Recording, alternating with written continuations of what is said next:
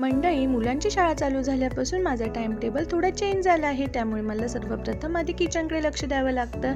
इकडे मी आज केलेली चण्याची भाजी, इकडे कणीस उकडून ठेवलेले, त्यानंतर मुलांचा टिफिन पॅक केला आणि मुलं शाळेत गेली. त्यानंतर किचन ओटा क्लीन करून देवपूजा करायला गेली. मस्तपैकी देवपूजा केली, देवाला दिवा लावला, अगरबत्ती लावली, बाहेर जाऊन तुळशी मातेचं सूर्यनारायणाचं दर्शन घेतलं. आज आपण मनाच्या श्लोकच्या 37व्या श्लोकचा अर्थ समजून घेणार आहोत. त्यामध्ये रामदास स्वामी आपल्या मनाला सांगतात की चक्रवाक पक्षाच्या जोडप्याला संकटात असलेले पाहून प्रत्यक्ष सूर्यनारायण त्याच्या मदतीला धावून जातो. तसंच दासांच्या संकटसमयी त्याचा स्वामी श्रीराम स्वतः ते संकट दूर करण्यासाठी जातो. कारण भक्त आपली भक्ती करतो आहे याचा भगवंताला अभिमान वाटत असतो आणि भगवंत कधीच आपल्या भक्ताकडे दुर्लक्ष करत नाही असं सांगितलं आहे.